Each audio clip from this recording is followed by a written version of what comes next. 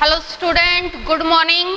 तो आज हम 10th क्लास के हिस्ट्री में हमारा फर्स्ट चैप्टर करने जा रहे हैं, the rise of nationalism in Europe.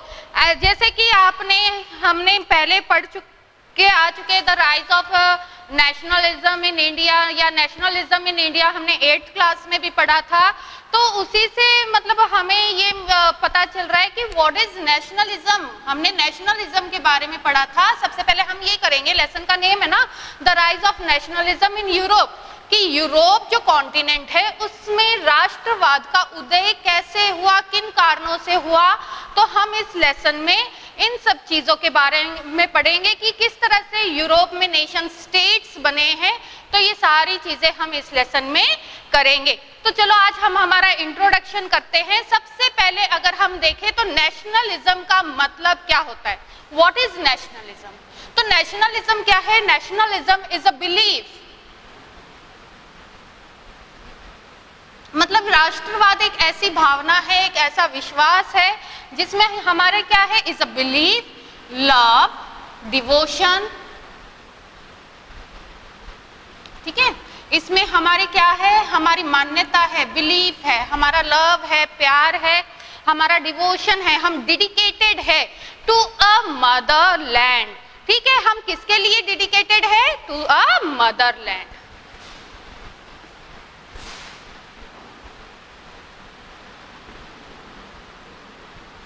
Motherland का मतलब होता है मातृभूमि। मतलब नेशनलिज्म क्या है? नेशनलिज्म एक ऐसी भावना है जिसके तहत हम अपनी मातृभूमि के प्रति पूर्ण रूप से समर्पित है। मतलब हर एक जो इंडिविजुअल है, जितने भी इंडिविजुअल है, वो अगर अपनी मातृभूमि से प्रेम करते हैं, उसके लिए उसके अंदर देशभक्ति की भावना है। तो ये सारी चीजें हमें क्या बताती है? इसे हम क्या कहेंगे? नेशनलिज्म कहेंगे, राष्ट्रवाद कहेंगे। मतलब वहां पे रहने वाले लोगों को अपनी मातृभूमि से बहुत ज्यादा लगाव है और वो अपनी मातृभूमि के लिए पूरी तरह से समर्पित है। ठीक है, तो ये हमारा हो गया व्हाट इज नेशनलिज्म। आखिर में नेशनलिज्म है क्या? देखो, अगर हम यूरोप की बात करते हैं तो यूरोप में 19th सेंचुरी में नेशनलिज्म की भावनाएं जो है फैलने लगी थी। मतलब राष्ट्रवाद जो है यूरोप में 19th सेंचुरी में स्टार्ट हो गया था। अभी नेशनलिज्म के साथ साथ जैसे जैसे राष्ट्रवाद का उदय होता गया नेशनलिज्म की, तो इसके साथ साथ क्या हुआ? Emergence of nation state. राष्ट्रवाद की भावना ने किसको जन्म दिया? नेशन स्टेट जो है उसको जन्म दिया। अभी नेशन स्टेट क्या होता है? What is nation, what is nation state. तो नेशन स्टेट का मतलब क्या है? नेशन का मतलब होता है एक राष्ट्र। ठीक है, राष्ट्र राज्य जिसे हम कहते हैं। तो राष्ट्र राज्य का उदय यूरोप में किसके कारण हुआ था? नेशनलिज्म के कारण हुआ था, जिसके कारण लोगों ने जो है उनके अंदर ये फीलिंग्स आ गई थी, ये भावनाएं आ गई थी कि वो जो है अपना एक नेशन स्टेट उनका होना चाहिए और जिस पर उनके ही लोगों के द्वारा चुनी हुई सरकार का राज होना चाहिए। देखो, यूरोप में उस टाइम पे क्या था, बहुत ही ज्यादा एब्सोल्यूट मोनार्की का राज होता था। मल्टी डिनेस्टिक जो है रूलर्स है उस पे राज करते थे। मतलब एक ही एरिया है, जैसे जर्मनी है तो उस पे भी मल्टी डिनेस्टिक, अलग अलग डिनेस्टी के जो शासक होते थे, राजा होते थे, वो क्या करते थे? राज करते थे। तो इस तरह से मतलब उनका जो राज था वो बहुत ही एब्सोल्यूट था। एब्सोल्यूट का मतलब क्या होता है? निरंकुश शासक वहां पे राज करते थे।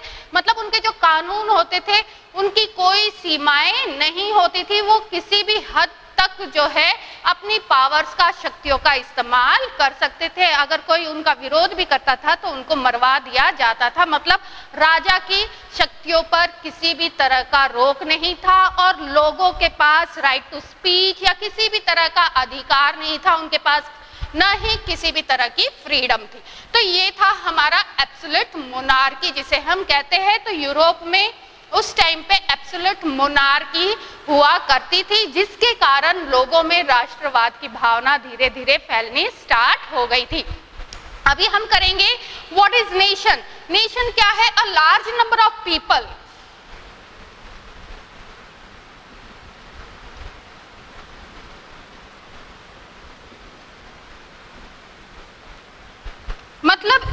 बहुत ही बड़ा समूह है किसका, लोगों का एक बहुत बड़ा समूह है, मेनली कॉमन डिसेंट, और जिनका जो डिसेंट है, लार्ज नंबर ऑफ पीपल है, mainly common decent,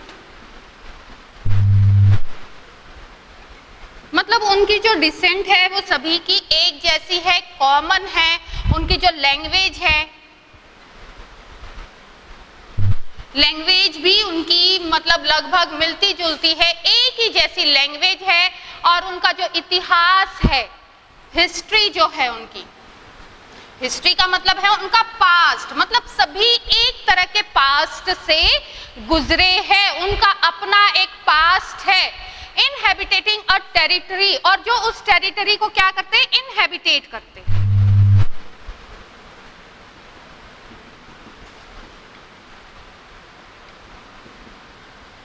इनहेबिटेटिंग a territory का मतलब क्या होता है, जो उस टेरिटरी में, जो उस प्रांत में कभी से रह रहे हैं, आवास करते आ रहे हैं, और उन लोगों का डिसेंट भी कॉमन है, उनकी लैंग्वेज भी कॉमन है, उनका जो पास्ट है, इतिहास है, वो भी कॉमन है, and they are bounded by defined,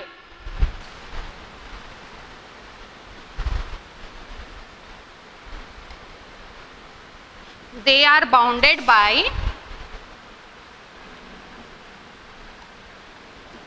मतलब एक डिफाइन एरिया बनाया गया है, जिससे क्या है, वो बाउंडेड है, डिफाइंड सोसाइटी उनकी है, एंड ओन गवर्नमेंट, और उनकी खुद की क्या है, सरकार है, जो उस राष्ट्र राज्य को चलाती है, उसका शासन करती है। ठीक है, मतलब क्या हो गया, नेशन स्टेट का मीनिंग यहां से हमें समझ में आ रहा है, a large number of people having mainly common descent, language, history, inhabiting a territory, they are bounded by defined society and have own government, और उनकी अपनी स्वयं की सरकार है, उनका सोविजन है, खुद की सरकार है, तो हम इसे क्या कहेंगे, नेशन स्टेट कहेंगे। तो नेशन स्टेट में लोगों की अपनी सरकार होती है, उनके ही यहाँ पे जो रहने वाले जो लोग हैं, एक स्टेट, एक बाउंड्री में रहने वाले लोग जो है, वो क्या करते हैं, अपने देश को चलाते हैं। तो नेशनलिज्म के कारण ही क्या हुआ था, इमर्जेंस ऑफ नेशन स्टेट हुआ था। अभी देखो, इसके साथ साथ हम क्या करेंगे कि हमारी जो NCERT बुक है, तो आप उसका पेज नंबर 3 अगर आप देखते हो, तो वहां पे सबसे पहले आपको एक पिक्चर दिखाई दे रही है। ठीक है, हम उस पिक्चर के बारे में करेंगे, हम इंट्रोडक्शन कर रहे हैं इस लेसन का। तो जो फ्रेडरिक सॉरियो थे, he was a French artist. तो ये पिक्चर जो है उन्होंने बनाई है, और ये पिक्चर में उनकी 4 सीरीज है, 4 सीरीज की एक पिक्चर बनाई थी, किसने, फ्रेडरिक सॉरियो ने।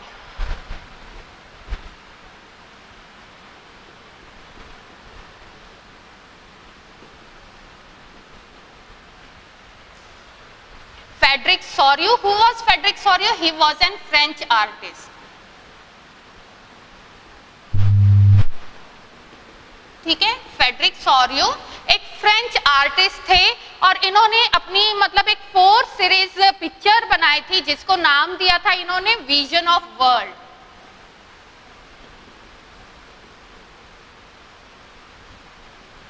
मतलब उनका जो विजन ऑफ वर्ल्ड था वो क्या था।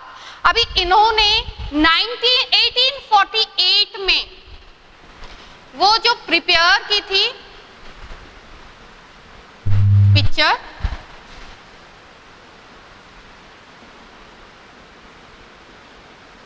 पेंटिंग लगा लो,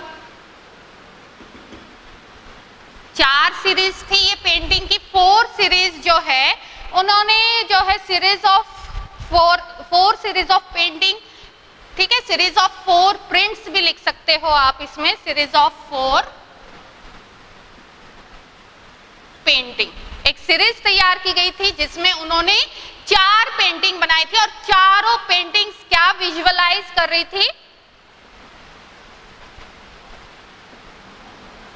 विजुअलाइज हिज ड्रीम। मतलब उस पेंटिंग में उसके जो ड्रीम्स है उसको विजुअलाइज किया गया था, दर्शाया गया था कि एक नेशन स्टेट है वो कैसा होना चाहिए, वो कैसा होना चाहिए, जिसको उन्होंने यूटोपिया का नाम दिया है। यूटोपिया का मतलब क्या होता है? एक ऐसा आदर्श राष्ट्र राज्य, मतलब जिसकी हम कल्पना ही कर सकते हैं। उसका जो यूटोपियन विजन था वो एक काल्पनिक था जिसकी हम कल्पना कर सकते हैं, पर वास्तव में मतलब उससे पॉसिबल बनाना बहुत ज्यादा मुश्किल होता है। अभी इन्होंने मतलब क्या किया था, विजुअलाइज किया था a dream of democratic and social republic state. इनका जो ड्रीम था वो किसको बनाना था कि world, dream of a world, हमने किया था ना vision of world as a democratic,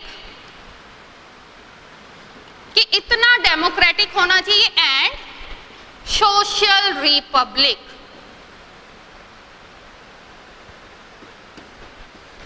Frederick Sorrieu ने मतलब अपने ड्रीम को विजुअलाइज कैसे किया था, उनका जो यूटोपिया था वो क्या था कि जो वर्ल्ड है वो कैसा होना चाहिए, डेमोक्रेटिक और सोशल रिपब्लिक होना चाहिए। तो ये उनके क्या थे, ये उनके विजन थे। फर्स्ट प्रिंट की अगर हम बात करते हैं,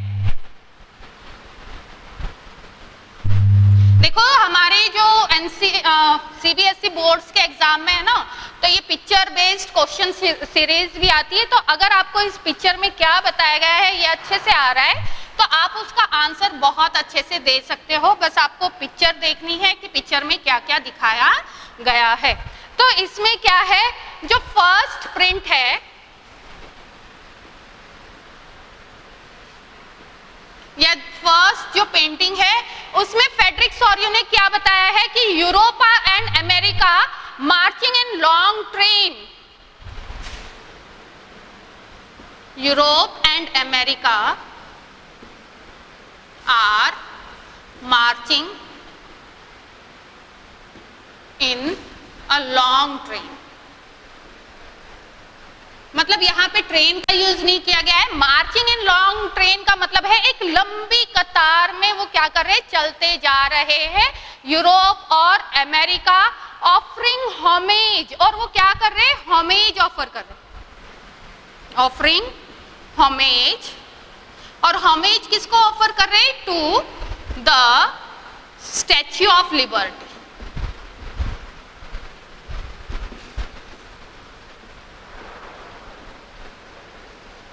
स्टैच्यू ऑफ लिबर्टी आपको उस पिक्चर में दिखाई देगी, ठीक है। उस स्टैच्यू ऑफ लिबर्टी को वो क्या दे रहे हैं, अपना होमेज दे रहे हैं, और एक लंबी कतार में वहां से होते हुए गुजर रहे हैं स्टैच्यू ऑफ लिबर्टी को। अभी उस स्टैच्यू ऑफ जो लिबर्टी है उसके पास क्या है, द टॉर्च ऑफ एनलाइटनमेंट।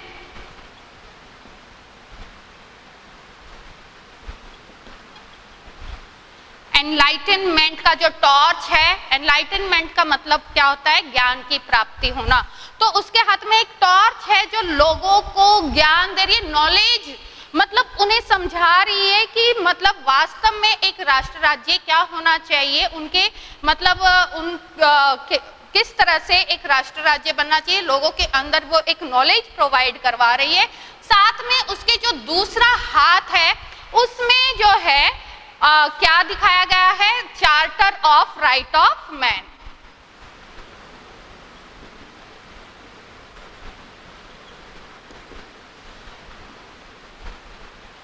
मतलब एक चार्टर है जिसमें ह्यूमन राइट्स जो है वो दिखाए गए हैं, ये दूसरे हाथ में है। अभी ये जो है टॉर्च ऑफ एनलाइटनमेंट है, उसके दूसरे हाथ में चार्टर ऑफ राइट है, जो स्टैच्यू ऑफ लिबर्टी है। स्टैच्यू ऑफ लिबर्टी को एज अ फीमेल फिगर दर्शाया गया है। क्लियर? स्टैच्यू ऑफ लिबर्टी को कैसे दर्शाया गया है, एज अ फीमेल फिगर। मतलब उस टाइम पे यूरोप में अपने राष्ट्र को प्रस्तुत करने के लिए फीमेल फिगर का यूज किया जाता था, मतलब महिला जो प्रतीक है उसका यूज किया जाता था। तो पहले प्रिंट में ये चीजें दिखाई गई है। आगे अगर हम बात करते हैं इसी में, तो इसी में क्या है कि ये तो था जो भी उसमें चल रहा है, देखा होगा, आप जरा गौर से देखना उस पिक्चर को। इसके बाद है कि जो ग्राउंड है, अर्थ है, उसके ऊपर आपने देखा होगा बहुत सारा मलबा सा पड़ा हुआ है, क्राउन जो है, ताज वगैरह है, वो बिखरे पड़े हैं। ठीक है, तो मतलब वो क्या बता रहा है, जो क्राउन है, जो ताज है, जो बिखरे पड़े हैं अर्थ फोरग्राउंड पे। नेक्स्ट इसमें क्या आता है, अर्थ is covered with the shattered piece of absolute symbol। ठीक है, नेक्स्ट इस पेंटिंग में क्या दिखाया गया है कि जो ग्राउंड है अर्थ का, उस पे जो है शैटर्ड रिमेन्स है, टुकड़े पड़े हुए हैं, किसके, ऑफ एब्सोल्यूट सिंबल। किसके है वो, सिंबल ऑफ एब्सोल्यूट रूल। हम इसको ऐसे भी लिख सकते हैं, सिंबल ऑफ एब्सोल्यूट रूल। मतलब उसमें जो है ताज वगैरह है, ये सब कुछ जो है बिखरा हुआ पड़ा है। ये क्या दर्शाता है कि राजतंत्र है या निरंकुश जो राजतंत्र है उसका अंत हो चुका है, और जो हमारा जो राष्ट्र है वो किसकी तरफ बढ़ता जा रहा है, डेमोक्रेटिक एंड सोशल रिपब्लिक की ओर बढ़ता जा रहा है। क्योंकि फ्रेडरिक सॉर्यू का सपना था कि जो हमारा राष्ट्र राज्य है वो, या हमारा जो संसार है वो कैसा होना चाहिए, वो एक डेमोक्रेटिक एंड सोशल रिपब्लिक होना चाहिए। तो उसने यही चीजें इसमें दिखाई है। अभी नेक्स्ट जो है यूटोपियन व्यू। यूटोपिया का मीनिंग मैंने बता दिया था, यूटोपिया का मतलब होता है आदर्श राज्य। तो जो फ्रेडरिक सॉर्यू था उसका जो यूटोपियन विजन था,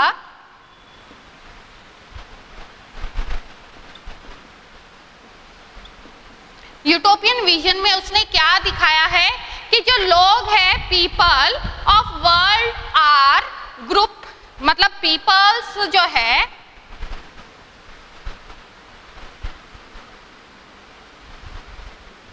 एज अ ग्रुप दिखाया है।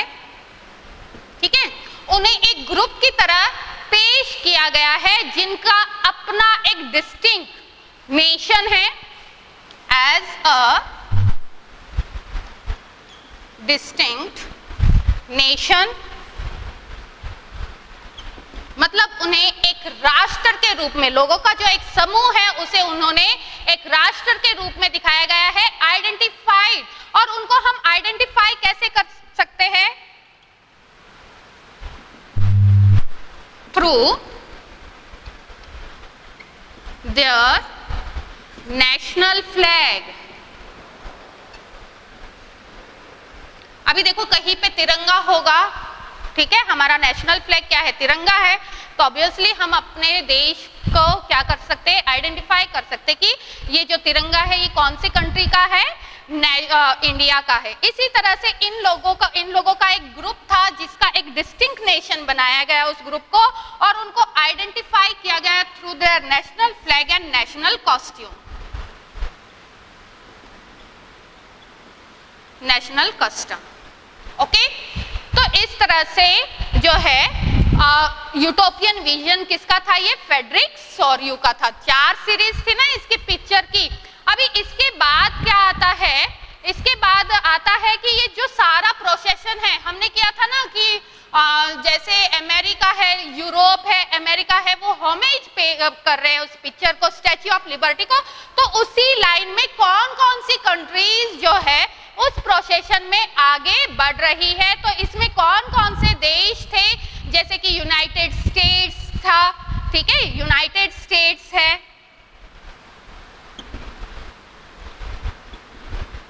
फिर है स्विट्जरलैंड,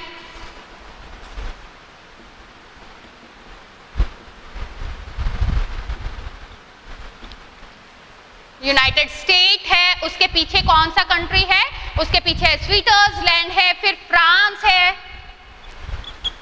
फ्रांस के बाद है जर्मनी, जर्मनी के पीछे है ऑस्ट्रिया,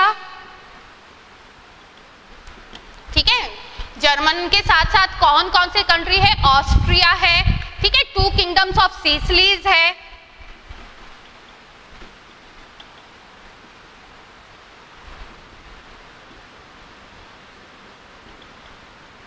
किंगडम्स ऑफ सिसिलीज है, फिर हमारा क्या है, लग्जमबर्ग है, आयरलैंड है, इंग्लैंड है, सॉरी लग्जमबर्ग, फिर पोलैंड है, फिर इंग्लैंड है, देन आयरलैंड है और देन हंगरी है, देन लास्ट में कौन सा देश है? रशिया है। तो इस तरह से फ्रेडरिक सॉर्यू ने इस पिक्चर को क्या किया था? दर्शाया था। अभी इसी में आगे क्या होता है, जिस तरह से जो ये नेशनलिज्म है, ये तो था हमारा फ्रेडरिक सॉर्यू का विजन ऑफ वर्ल्ड जो अभी हमने किया है। इसके बाद हम करेंगे कि जो नेशनलिज्म है ये 19th सेंचुरी में स्टार्ट हो गया था, कहाँ पे? यूरोप में, और इसके कारण ही नेशन स्टेट्स की क्या हुई है? एमर्जेंस हुई है। किस तरह से जो है नेशन स्टेट एमर्जेंस हुए हैं? नेशनलिज्म के कारण क्या बने? नेशन स्टेट, ठीक है। नेशन स्टेट के कारण क्या हुआ है? इन्होंने रिप्लेस्ड कर दिया, replace the multi dynastic absolute rule. मतलब जो निरंकुश राजतंत्र था उसका क्या हो गया है? अंत हो गया है। और इसी के कारण जो है concept of modern state emerge हुआ था।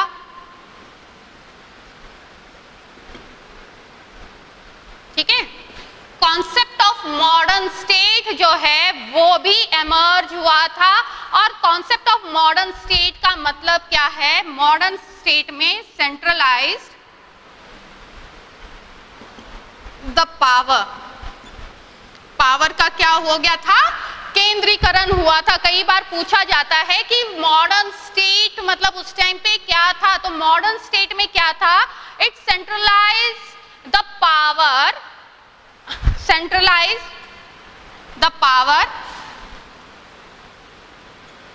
सॉवरेन, ठीक है, मतलब उसी देश के लोगों के लिए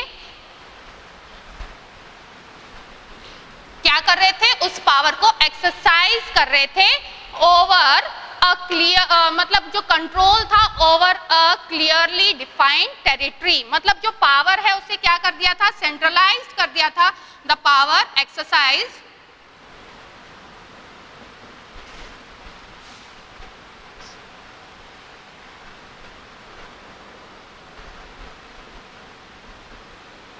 sovereign as the defined clearly defined state। Clear? मतलब उसमें जो पावर थी उसको क्या किया जाता था? एक्सरसाइज किया जाता था और एक सॉवरेन कंट्रोल था over a clearly defined state. Clear? तो ये क्या था? मॉडर्न स्टेट का कॉन्सेप्ट था। अभी देखो मॉडर्न स्टेट के कॉन्सेप्ट के बाद हमारा क्या आ जाता है? Features of nationalism. नेशनलिज्म के क्या फीचर्स थे?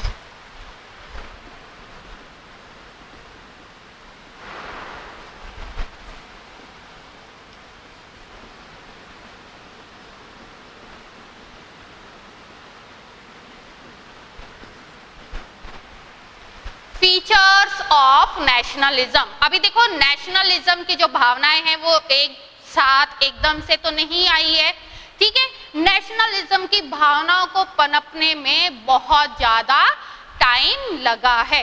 अभी ये जो फीचर्स है नेशनलिज्म है या नेशन स्टेट है उसके क्या है?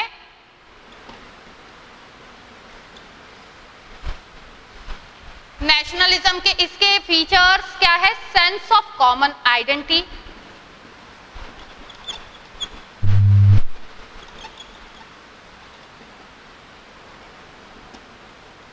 ठीक है, सभी लोगों की क्या है? एक कॉमन आइडेंटिटी है, शेयर्ड हिस्ट्री है, मतलब उनका इतिहास सबका एक जैसा है। नेक्स्ट अगर हम बात करते हैं तो सभी ने स्ट्रगल किया है, बहुत लंबा संघर्ष के बाद एक राष्ट्र राज्य का निर्माण हुआ है। तो जो राष्ट्र राज्य जो है इसको बनाने के लिए सबसे पहला कदम किसने उठाया था? फ्रेंच रेवोल्यूशन ने। 1789 में जब फ्रांस की क्रांति हुई थी, फ्रेंच रेवोल्यूशन हुआ था, it paved the way to a nation state, और उसी के कारण पूरे यूरोप में राष्ट्रवाद की भावना फैलती चली गई और सभी जो यूरोपियंस है उन्होंने एक नेशन स्टेट की डिमांड की और उसके लिए बहुत ज्यादा स्ट्रगल किया। फिर जाके एब्सोल्यूट मोनार्की का अंत हुआ है और वहां पे एज अ नेशन स्टेट है उसकी फॉर्मेशन हुई है। तो आज का हमारा ये जो इंट्रोडक्शन था ये यहीं पे खत्म हो रहा है। आपको अपनी एनसीईआरटी बुक इसके साथ साथ बहुत अच्छे से पढ़नी है। जो इसमें पिक्चर दी गई है फ्रेडरिक सोरियो की, उसको भी अच्छे से आपको देखना है। और इसी के साथ साथ अगर आपको कोई डाउट है तो आप उस डाउट को कमेंट करके बता सकते हैं।